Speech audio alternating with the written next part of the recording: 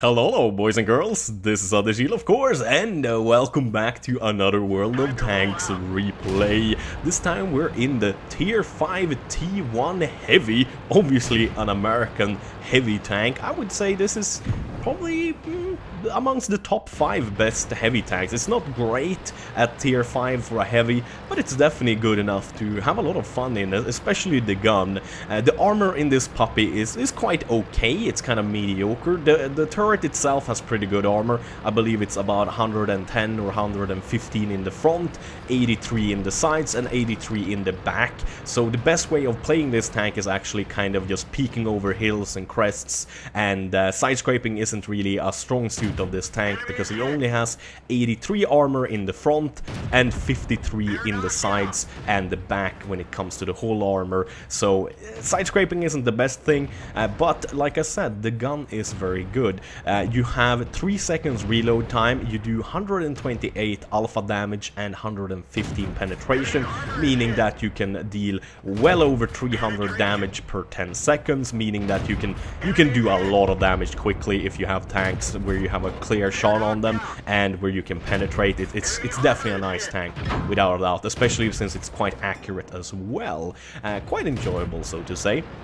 But like I said, side scraping isn't this tank's strong suit, so I would definitely recommend you guys playing this tank kind of like a strong turret TD, like a tank destroyer, because the gun is so good you should use it at the maximum ability, and only showing your turret is definitely the best way of going, since you have about almost 30 millimeters extra armor in it compared to the whole armor in the front, and since you also have good side armor on the turret, you got the same amount as the hull actually has in the front, 83 armor both on the sides and the back of the turret. You definitely want to use that to your best effect. When it also comes to ranking up this tank, its bigger brother, I don't remember the name of it, I believe it's like the T5 or T6 heavy. It's pretty much the same thing. I'm sorry, I'm really bad at remembering all the tank names. I mean, shit, there's over 100 tanks in this game by now. But the Tier 7 big brother of this tank is just great. I believe it's like the, oh, what is it, T29 or T27? Excuse me again for not remembering. You guys are probably gonna correct me in the comment section. You guys are great at that. And don't think I'm saying that sarcastically, because I actually don't mind being corrected when I'm wrong.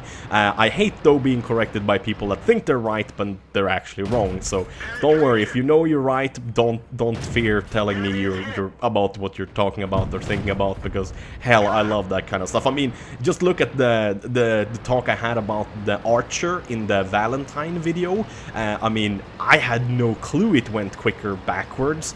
I had no damn clue at all. I was so happy when you guys told me that, because going 12 kilometers an hour in that tank forward is just a pain in the ass. That is so slow, but backwards it makes about 32 kilometers an hour, and that's definitely better than okay. That's quite okay for a tank destroyer. The T1 Heavy also, with the upgraded engine, is quite quick. As you can see, you easily get up to 35 plus on this thing, especially if it's a little bit downhill. That makes it quite maneuverable as well, and I think that has to do a lot with the engine being quite big to begin with, but also the armor being quite weak in the tank overall. I mean, like 53 armor on the sides of the hull and 83 in the front, that is not much, but obviously you can't have super much armor on a tank that is this big and boxy, and that's also one of the biggest issues with it, that if you want to try to move around where you can't hide the body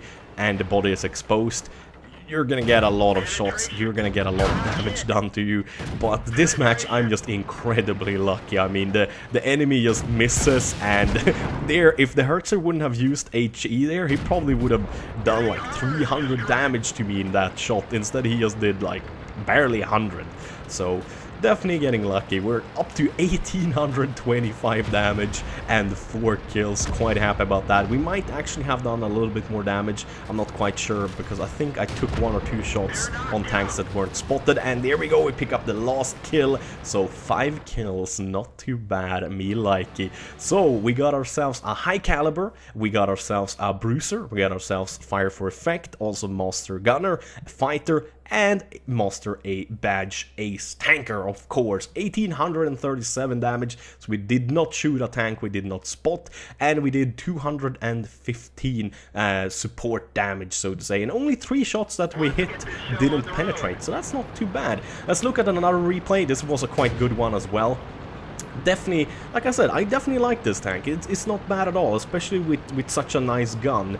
It's especially lovely when you play versus tanks your own tier, so tier 5 and lower. It's just so much fun to play then, because when you start going up against the better Russian tanks at tier 6 and 7, and also Americans, it's really difficult to penetrate with this tank, but at this skill level, or at this tier level, so to say, it is quite enjoyable to play it. It's quite quick, like I said. The gun is good, the armor is okay at least, so you will bounce a few shots now and then, but not too many, like I've said before. So we got a quite good matchup here. I'm 1 out of 3 heavies on our team, and they also only have 3 heavies on their team. That's quite good. They have 4 tank destroyers, and we as well, and those are the ones you want to kind of watch out for, but we already have one of the tank destroyers here going a little bit too aggressive.